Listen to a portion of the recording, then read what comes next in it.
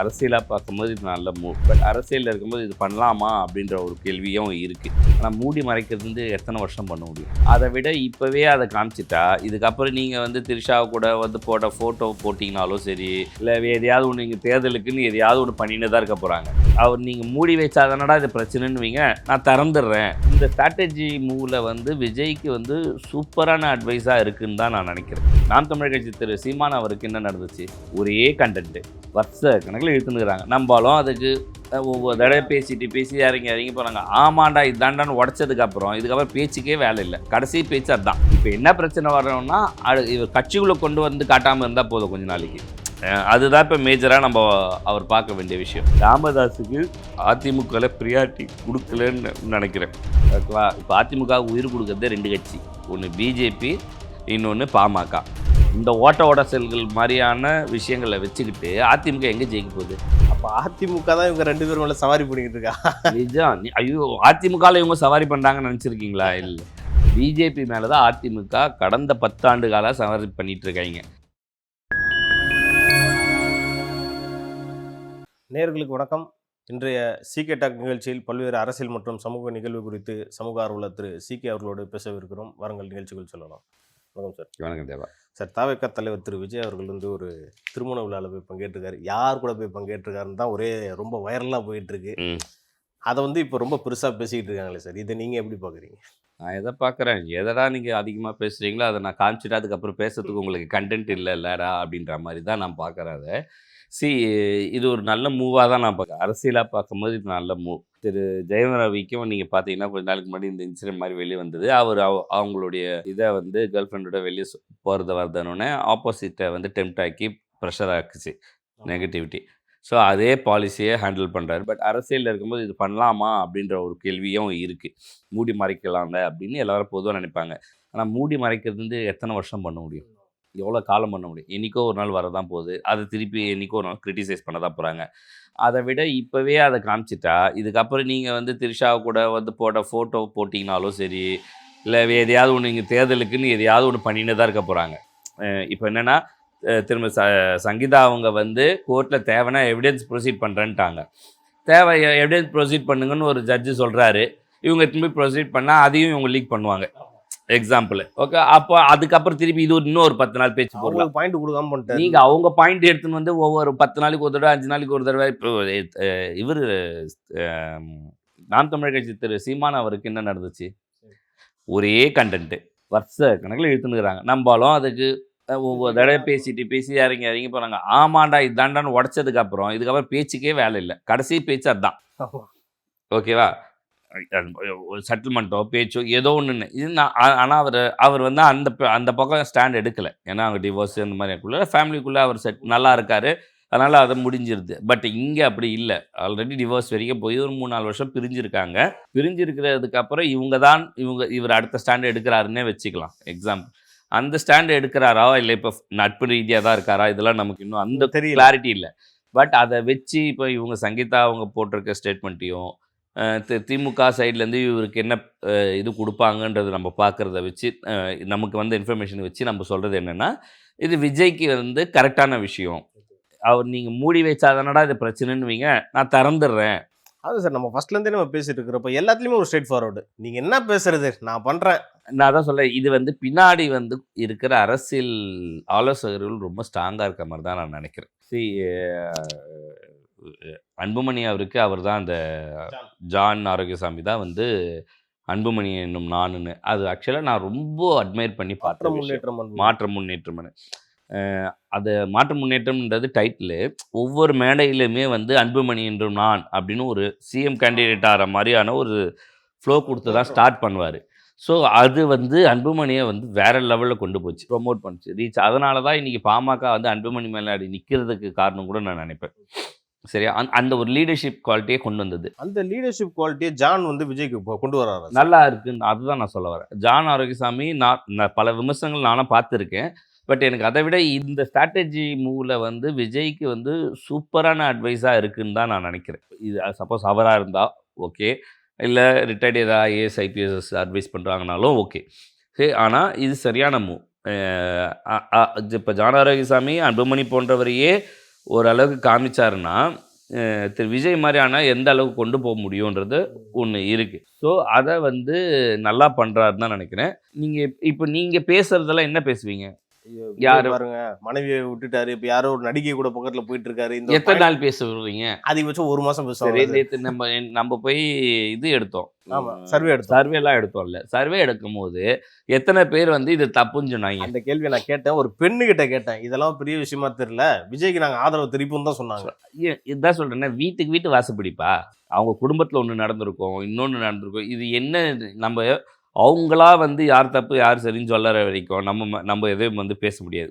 இப்போ ஒரு சைடு ஒரு சார்பு தான் பேசி போயிருக்கு. இன்னொரு சார்பான அஃபிடவிட்டோ தாக்கலோ எதுவும் இல்லை. ஸோ அதனால அது வந்து நம்ம வந்து ஒன் சைடடாக சொல்கிறதுக்கும் வாய்ப்பு இல்லை. அதுக்குள்ள விஜய் இப்படிப்பட்டவர் அப்படிப்பட்டவர்னு ஒரு நெரேட்டிவ் எல்லாம் செட் பண்ண ஸ்டார்ட் பண்ணிட்டாங்க சார். சரி, நீங்கள் இப்போ போய் பழைய விஜயுடைய வீடியோ இன்டர்வியூ போய் பாருங்கள். சங்கீதாவை எப்படி கல்யாணம் பண்ணணும்னு ஒரு ஸ்டோரி சொல்லியிருப்பார். அவங்க எல்லார மாதிரி ஒரு ரசிகர் வந்தாங்க, வீட்டில் கேட்குறாங்க, அப்பா அம்மா பேசுகிறாங்க. சரி, அன்றைக்கி அவர் நல்லா தானே கரெக்டாக தானே நடந்திருக்காரு. அதுக்கப்புறம் இத்தனை வருஷம் இருந்திருக்காங்க. சரி, நான் பர்சனல் லைஃப்குள்ளே நம்ம போகக்கூடாது. நம்மளுடைய வேலை அது கிடையாது. அவங்கவுங்க வாழ்க்கை அவங்கவுங்க இது. இந்த இடத்துல நீங்கள் விஜய் த்ரிஷாவோட அந்த ஃபங்க்ஷன் அட்டன் பண்ணுறது இன்னும் 4-5 நடத்துவார். இப்போ என்ன பிரச்சனை வரோன்னா, இவர் கட்சிக்குள்ளே கொண்டு வந்து காட்டாமல் இருந்தால் போதும் கொஞ்ச நாளைக்கு. அதுதான் இப்போ மேஜராக நம்ம அவர் பார்க்க வேண்டிய விஷயம். அப்படி பார்த்தா நிறைய பேர் இருக்காங்க சார். நாளைக்கு ஒரு வேளை ஒரு இல்லை அது தேர்தலுக்கு அப்புறம் பண்ணலாம். அது நடக்கும், நான் நடக்காதெல்லாம் சொல்லலை. நம்பிக்கையான ஆளும் நேர்மையான கூடயே இருக்கிறவங்க என்றைக்குமே கட்சியில் தேவைப்படுறாங்க. நான் அதுதான் சொல்கிறேன். நான் தேமுதிக நேற்று சொல்லும் போது அதுதான் சொல்கிறேன். நிர்வாகி வெளியாளுக்கு கொடுக்கும்போது, அதாவது வளர்ந்து வர கட்சிக்கு, வளர்ந்த கட்சிக்கு அது தேவையில்லை. ஏன்னா எல்லாரையும் குடும்பத்துலேயும் கொடுக்க முடியாது. ஓகேவா? வளரும் போது இப்போ தான் 2 சீட்டு வாங்குகிறோம், 10 சீட்டு வாங்குகிறோம், 20 சீட் ஜெயிக்க போகிறோம், ஃபஸ்ட்டு இருக்கும் போது நான் மற்ற கட்சியை சொல்கிறேன். அப்போது தெரிஞ்சவங்க, நண்பர்கள், ரிலேட்டிவ்க்கு ரொம்ப ப்ரியாரிட்டி கொடுக்க வேண்டியது இருக்குது. ஏன்னா அவங்க ஏற்கனவே 30-40 வருஷம் நம்ம கூட ட்ராவல் பண்ணியிருப்பாங்க, நம்மளை விட்டு போக மாட்டாங்கன்னு ஒரு நம்பிக்கை. ஏன்னா அரசியலில் நம்பிக்கையற்ற தன்மை அதிகம். இன்றைக்கி ஒன்று நான் பேசுவாங்க, நாளைக்கு புது ஆளுங்களுக்கு. ஸோ எல்லாரும் வரவங்க எதுக்கு? எம்எல்ஏ, எம்பி, மந்திரி தன்னை நிலைநிறுத்திக்கிறதுக்கு, தன்னோட சுயலாபத்துக்கு தான் அரசியலுக்குள்ளே வராங்க, ஒரு லீடரை எடுத்துகிட்டு வராங்கன்னு.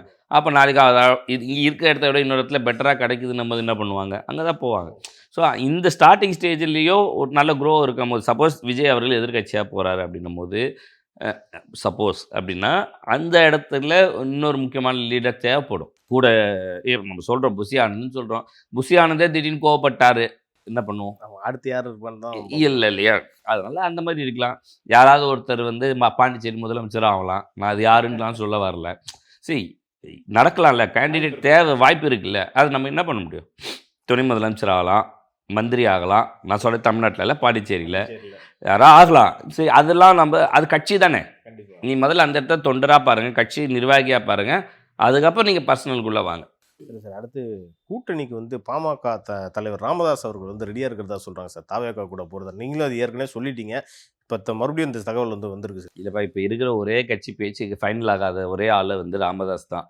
ஓகே, மற்றதெல்லாம் சின்ன சின்ன ஒரு சீட்டு கட்சிங்க. அது ஆட்டோமேட்டிக்காக போகிற புயலில் எங்கேயோ ஒரு சைடு கரைக்கு ஒதுங்கிடுவாங்க. அது பிரச்சனை கிடையாது. இப்போ மெயினாக பார்க்குற இடத்துல இது பண்ண வேண்டிய இடத்துல இருக்கிறது ராமதாஸ் அவர் தான். ராமதாஸுக்கு அதிமுகவில் ப்ரியாரிட்டி கொடுக்கலன்னு நினைக்கிறேன். ஏன்னா அதுக்கு வந்து ஒன்று அவங்க கொடுக்கலாம கூட அன்புமணியை வச்சு இதை புஷ் பண்ணி ஏற்றிடலாம். இப்போ அதிமுககாரங்க என்ன பண்ணுவாங்கன்னா, அன்புமணி பேசி ராமதாஸ் கொண்டு போனால் திருப்பி ஒரு 10 சீட் எக்ஸ்ட்ரா கேட்பாங்க அப்படின்றதுக்காக இவங்க அவாய்ட் பண்ண பார்க்குறாங்க. அவரே சொல்லிட்டாரு, அதாவது மாம்பழ சின்னத்தில் நிற்கக்கூடாது, அப்படி அவர் கொடுக்குறதா இருந்தால் ரெட்டையில சின்னத்தில் நீங்கள் கொடுத்துக்கோங்க, உங்கள் இஷ்டம் அப்படின்ற மாதிரி சொல்லிட்டாரு. அப்படின்னா எக்ஸ்ட்ரா சீட்டு போகுது. அவர் ரெட்டையில இங்கே வந்து கூட்டணியில் நிற்பாரா ராமதாஸ்? முதல்ல அதுக்கு நான் டிவிக்கு விசிலில் கூட நிற்கிறேன்னு போயிடுவார். அவங்களுக்கு வந்து அவங்க ரொம்ப நல்லவங்க. நீங்கள் அவங்கள முதுகில் குத்திட்டிங்கன்னா உங்களை அவங்க திருப்பி இது பண்ணாமல் இருக்க மாட்டாங்க அப்படின்ற மாதிரியான ஜென்ரலான ஹியூமன் இருக்கும். ஸோ இப்போ நீ மகனாக இருந்த என்ன நீ பின்னாடி இருந்து குத்திட்டன்றது அவர் ஸ்டேட்மெண்ட்டு. அந்த ஸ்டேட்மெண்ட்டுக்கு அவர் பழி வாங்கணும்னு நினைக்க மாட்டாரா?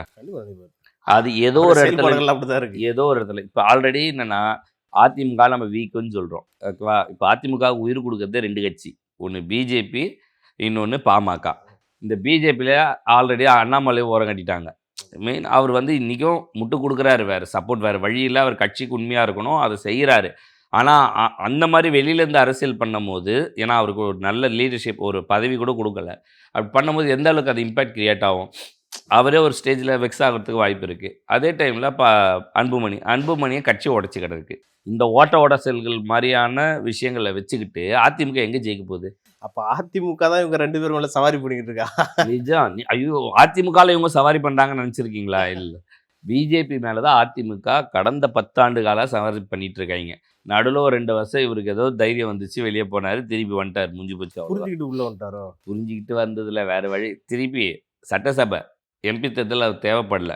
சரி, எம்பியில் கூட எம்பி ஒரு 10 பேர் தேர்தல் போகணுன்னு ஆசை அவர் படலை. அதனால தான் அவர் நான் லீடர் இல்லைன்னே சொல்கிறேன். புரியுதா? இது எம்பி தேர்தல் எனக்கு தேவையில்லை, எம்எல்ஏவை நான் பார்த்துக்கிறேன்னு அன்றைக்கி சொன்னவர் தான். எனக்கு தெரியும் அந்த ஸ்டேட்மெண்ட் பர்சனலாக என்ன அவர் முடிவு பண்ணாருன்றது நமக்கு சோர்ஸ் இருந்துச்சு, சொன்னாங்க.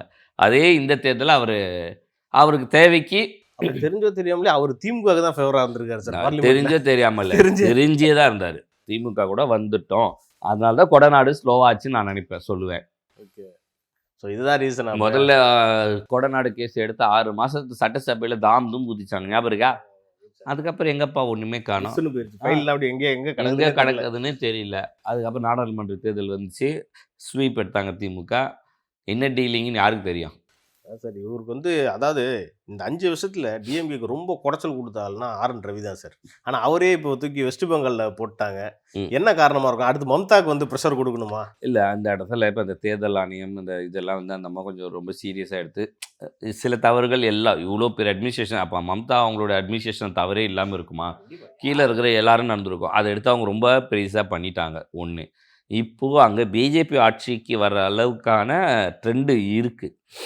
ஸோ மம்தா மாதிரியான லீடர் இருக்கிற இடத்துல ஒரு வெறும் ஆப்போசிஷனாக ஸ்ட்ராங்கான ஸ்டேட்மெண்ட் கொடுத்து மட்டும் ஒருத்தங்களை பண்ண முடியாது. ஸோ இன்னொரு சைட்லேருந்து ஒரு ப்ரெஷர் ஆர்என்வி மாதிரியான ஆள் கொடுக்கும் போது தான் அவங்கள கொஞ்சம் செட்டில் டவுன் பண்ண முடியுன்றது என்னுடைய ஒப்பீனியன். அதுக்காக தான் இது மாற்றம் நடந்திருக்கும்னு நான் நினைக்கிறேன். அப்போ இப்போ இன்சார்ஜாக சார் போட்டிருக்காங்க இவர் அர்லேக்கர்ன்றவர். ஏன்னா இப்போ கேரளாவுக்கும் அவர் தான் கவர்னராக இருக்காரு. இப்போ தமிழ்நாடுக்கு ஒரு எக்ஸ்ட்ரா இன்சார்ஜாக போட்டிருக்காங்க. மேபி எலெக்ஷன் முடிஞ்சதுக்கப்புறம் மறுபடியும் ஆர்.என். ரவிங்க வர வாய்ப்பு இருக்கா? இல்லை, இன்சார்ஜ் போட்டிருக்காங்க, வேறு ஆள் மாற்றுவாங்க தவிர இன்னொரு அங்கேருந்து இங்கே வரமாட்டாங்க. சரி, இன்னொன்று ஆர்.என். ரவி இன்டெலிஜென்ஸ் பீரோவில் கொஞ்சம் ஸ்ட்ராங்கான ஆள். அவர் ஏற்கனவே அவர் பொசிஷன் அந்த மாதிரி இது ஐபிஎஸ்சில் இருந்தவர். அங்கே இந்த மாவோயிஸ்ட்டு இந்த இதெல்லாம் கொஞ்சம் இருக்கிற இடமாவது இருக்குது. ஆல் ஓவர் இந்தியாவில் ஆல்மோஸ்ட்டு இந்த டெரரிசம் மாதிரியான இந்த மாவோயிஸ்ட் கான்செப்ட் ஒளிஞ்சிருச்சு. நாகாலாண்டில் இருக்கும்போதே அவர் நிறைய ஆமாம், எல்லா இடத்துலையுமே சரண்டர் பண்ண வச்சு நிறைய விஷயங்கள் பண்ணியிருக்காங்க. இங்கே அந்த ஸ்டாண்ட் எடுக்கிறதுக்கு இப்படி மாதிரியான ஒரு தலைவர் தேவைப்படுறாங்க. கவர்னரோ யாரோ ஒரு அட்வைசரி தேவைப்படுறாங்கன்னு தான் நான் நினைக்கிறேன். ஸோ அதனால் அவர் அங்கே கொண்டு வராங்க. அது அப்படியே டக்குன்னு மாற்றுறதுக்கான வாய்ப்பெல்லாம் ரொம்ப கம்மி. ஸோ இது அப்படியே தான் கண்டினியூ ஆகும். தமிழ்நாட்டில் ஒரு 5 வருஷமாக ஒரு புயல் அடிச்சுக்கிட்டே இருந்துச்சு. சிஎம்முக்கும் ஆர்.என். ரவிக்கும் கவர்னருக்கும். இனிமேல் அந்த மாதிரி இருக்குமா சார்? தேர்தல் இருக்குது, இன்சார்ஜ் தானே போட்டிருக்காங்க தமிழ்நாட்டுக்கு. நீங்கள் தேர்தலுக்கு அப்புறம் ஒரு நல்ல ஸ்ட்ராங்கான ஒரு கவர்னர் வருவார், பொறுத்து இருந்து பார்ப்போம். அப்போ அடுத்த வாட்டியும் டிஎம்கே கவர்மெண்ட் வந்தால் கூட இதே மாதிரி ஒரு கவர்னர் தான் இருப்பாரா? வாய்ப்பு இருக்கா? கவர்னர் எங்கேயுமே தப்பாக நடந்துக்கலப்பா. அவருடைய பவரை யூஸ் பண்ணார். அது இங்கே இருக்கிற ஆல்ரெடி இந்த எக்ஸிஸ்டிங் ஜென்ரலான ஃபார்மட்டுக்கு செட் ஆகலை. ரியாலிட்டி அதுதான். கவர்னர் தான் இப்படி தான் இருக்கணும், அப்படி தான் இருக்கணும் அப்படின்லாம் கிடையாது. அவங்க இப்போ கவர்னர் பொம்மை பதவியா? இல்லை, அவங்க என்ன சொல்கிறாங்கன்னா, இந்த மாதிரி சட்டமன்றத்துலேருந்து விடக்குன்னு ஏஞ்சி போகிறது இதெல்லாம் கண்ணிய குறைவாக இருக்குது அப்படின்றதான ஒரு குற்றச்சாட்டு. நீங்கள் ஒரு ஸ்டேட்மெண்ட் கொடுக்குறீங்க, அரசாங்க ஸ்டேட்மெண்ட்டாக ஒரு விஷயத்தை கொடுத்துட்டு ஒரு அரசாங்க ஊழியரை படிக்க சொல்லலாம். நீங்கள் உங்களுடைய கட்சிக்கு துதி போடுற மாதிரியான ஸ்டேட்மெண்ட்ஸ் இருக்குது. காலங்காலமாக அதான சார், மரபு இல்லை சார். அது மரபுன்றது என்ன, சட்டன்றது என்ன? நீங்கள் சட்டம் இல்லாத இடத்துலலாம் மரபுன்னு போட்டு மறைச்சிக்கிறீங்க. புரியுதா? மரபுன்றது என்ன கணக்கு? மரபுன்னு எங்கே சட்டம் இருக்கா? சட்டசபைக்குன்னு ஒரு சட்ட நீதிகள் இருக்கு. ஆளுங்கட்சி அதில் இப்படி இருக்கணும், இப்படி பண்ணணும்னு எங்கேயாவது இருக்கா? அது இல்லாத இடத்துல மரபுன்னு சொல்லிடுவாங்க நம்ம ஆளுங்க. மரபுன்னா என்ன? நாங்கள் தொட்டு ஃபாலோ பண்ணிட்டு வரோம். ஆளும் அரசு கொடுத்த அந்த டாக்குமெண்ட்டை அப்படியே படிச்சுட்டு அது என்ன அது கரெக்டுன்னு யார் சொன்னான்ற சட்டப்பிரகாரம் எங்கேயாவது இருக்கா? சட்டப்பிரகாரம் இல்லை. இல்லை, மரபுன்றது வேறப்பா. மரபுன்றது சட்டமா கிடையாது. மரபுன்றது தொட்டு நாங்கள் பண்ணிட்டு இருக்கோம், நாங்கள் செஞ்சிட்டு இருக்கோம். இந்த இடத்துல இதை நாங்கள் எங்கள் இதுக்கு இந்த மாதிரி நாங்கள் வச்சுருக்கோம் அப்படின்றோம். ஆனால் சட்டமாக பார்த்தீங்கன்னா அது இல்லை. இப்படி தான் பண்ணணும் அதுதான் செய்யணுன்றது இல்லை. அவங்கக்கிட்ட கொடுத்து அவர் கரெக்ஷன் கொடுத்தா அந்த கரெக்ஷனை எடுக்கணும். இப்போ நீ ஒரு ஸ்டேட்மெண்ட் கொடுத்து அனுப்புகிறீங்க, நான் இதை அண்டர்லைன் பண்ணி இதெல்லாம் கரெக்ஷன் பண்ணுங்கன்னு, நீங்கள் அதை எடுத்துகிட்டு கொஞ்சம் சட்டிலாக வேறு ஏதாவது போண்டிருந்தா கூட அவங்களுக்கு தெரிஞ்சிருக்க போகுது, அடுத்த விஷயம் அவங்க பேசிட்டு போயிருப்பாங்க. நீங்கள் அதையும் பண்ணாமல் நான் அப்படி தான் வைப்பேன்னா அவர் இதே இது அவர் பண்ணணும்னு இவங்க வேணுக்குன்னு பண்ணுறாங்க. ஆனால் ஆர்.என். ரவி அவர்கள் பண்ண நிறைய விஷயம் டிஎம்கே ஃபேவராக தான் சார் முடிஞ்சிருக்கு 4 வருஷத்தில். சரி, அது ஃபேவர்ன்றதை விட அவர் ஸ்ட்ராங்காக பிஜேபி ஆப்போசிட் இருந்தாலும் இப்போ 10 வருஷமாக அரசியல் பண்ணுறாங்க திமுக. அதனால் இவங்களுக்கு தேவைப்படும் போது ஊருக்காக ரவி யூஸ் பண்ணிக்கிட்டாங்க. ஓகே, அவங்களுக்கு தான் இப்போ பின்னாடி டிஎம்கே யூஸ் பண்ணிக்கினாங்க ரவியை. அதுதான் சொல்கிறேன், இவங்க அந்த திறமைசாலிகள். ஸோ அவர் செய்கிற சில விஷயங்கள் எல்லாம் இவங்களுக்கு சாதகமாக மாற்றிக்கிறதுக்கு என்ன வழியோ அதை பண்ணிக்கிட்டாங்க. இப்போ அந்த சான்ஸ் இல்லாமல் போயிடுச்சு சார். இல்லாமல் போச்சு. இப்போ தேர்தல் நேரத்தில் அந்த சான்ஸும் தேவைப்படல. ஓகே, அதை அவங்க புரிஞ்சுக்கிட்டாங்க. பிஜேபி இப்போ இருந்து அவர் என்ன பண்ண முடியும் தேர்தல் நேரத்தில்? அவருக்கு ஒரு பவர் இல்லை. அதனால் இப்போ பரவாயில்ல, புது ஆள் அடுத்தது ஆட்சி யார் அமைக்கிறா எது பண்ணுறாங்கலாம் பார்த்துட்டு முடிவு பண்ணி ஒரு 3 மாதம் கழிச்சு ஒரு புது கவர்னரை அறிவிப்பாங்க. மற்றபடியா செங்கோட்டையன் ஒரு ஸ்டேட்மெண்ட் சொல்லியிருக்காரு. என்னன்னா, கடைசி வரைக்கும் தாவேக்காவை பயன்படுத்தி ஒரு 3 சீட் எக்ஸ்ட்ரா வாங்கிட்டாங்க காங்கிரஸ், எங்களை யூஸ் பண்ணி தான் வாங்கிட்டாங்க அப்படின்ற மாதிரி ஒரு ஸ்டேட்மெண்ட் சொல்லியிருக்காரு. யூஸ் பண்ணி ஒரு நல்ல ஒரு 10 சீட்டு சேர்த்து வாங்கியிருந்தாங்க. 35 சீட்டு வாங்கியிருக்கலான்றது கரெக்டு தான். பட் அதான் சொல்ல, எல்லா கட்சியுமே இல்லை, காங்கிரஸ் இல்லை, எல்லா கட்சியுமே தாவேக்காவை காமிச்சு டிவிகேவை காமிச்சு தான் வேற எங்கே நடந்தது, காமிச்சு தான் பண்ணாங்க. அதுதான் செங்கோட்டை நல்ல ஸ்டேட்மெண்ட். அதான் சொல்ல, சீனியர் லீடர்ன்றதை அங்கங்கே பதிவு பண்ணுறேன் நான். அந்த கவுண்டர் கொடுத்துடணும். காங்கிரஸ் நீ இதை வச்சு இப்படி இங்கே எங்களை காமிச்சு நீ அங்கே போயிட்ட, நீ எங்களை யூஸ் பண்ணேன்றதை பதிவு பண்ணுறாங்க காங்கிரஸ். அடுத்த தடவை நீ யூஸ் பண்ண வந்தானா யூஸ் பண்ணாமல் லாக் பண்ணுவாங்க. ராகுல் காந்தி கொஞ்சம் கடுப்பில் தான் இருக்கிறதா சொல்கிறாங்க சார், தகவல்லாம் வருது. ஏன்னா அவர் வந்து ரொம்ப கம்மியான சீட்ஸும் வாங்கியிருக்காங்க. ஒரு பக்கம் தாவேக்கா கூடயும் கூட்டணி போல, அதாவது கீழே இருக்க சிதம்பரம், செல்வப்பிரந்தி அவங்களுக்கு பேச்சை கேட்டு தான் இங்கே காங்கிரஸ்காரங்களே நிறைய பேர் செயல்படுறாங்கன்ற அந்த குற்றச்சாட்டு. வேறு வழி இல்லை. இங்கே சிதம்பரம் தான் கொஞ்சம் பவர்ப்பா இருக்க. மூப்பனாரோட சிதம்பரம் இருந்தார். மூப்பனார் கட்சி தாமாக தனியாக போன திருப்பி இவர் காங்கிரஸில் வந்து சேர்ந்தார். இவருக்குன்னு ஒரு பெல்ட்டை கிரியேட் பண்ணிக்கினார். இவர் சார்பு தான் இங்கே அரசியல் நடத்துகிறாங்க. இங்கே பெரிய லீடராக காங்கிரஸுக்கு கிடையாது. ஸோ அந்த ஸ்டாண்ட்லேருந்து அது போகிற மாதிரி தான் நம்ம பார்க்குறோம். இப்படி தான் இருக்கும். சிதம்பரத்துக்கு இது திமுககாரங்க என்ன சொன்னாங்க, என்ன ஒரு ரைட்ஸ் இது பண்ணாங்கன்றதுலாம் தெரியல. அதுக்கப்புறம் தான் ஃபியூச்சரில் என்னன்றது தெரியும். இது வந்து எந்த வகையிலும் பின்னடைவுலாம் இருக்குது. ஏன்னா காங்கிரஸ் ஏற்கனவே தமிழ்நாட்டில் இல்லைங்கிறீங்க, இருக்கிறது இன்னும் கொஞ்சம் கம்மியாக மொத்தமாக இல்லாமல் 3%ல் இப்போ 1.5% 2% நாங்களும் திமுக தேவைப்படுது வச்சுக்கிறாங்க. அப்படி பார்த்துக்கோங்க. அது மல்டிப்ளிங் ஃபேக்டராக தான் யூஸ் ஆகும். அப்படி தான் பண்ணிக்கணும். Okay sir. ஓகே சார், உங்கள் நேரத்துக்கும் கருத்துக்கும் நன்றி சார். வணக்கம்.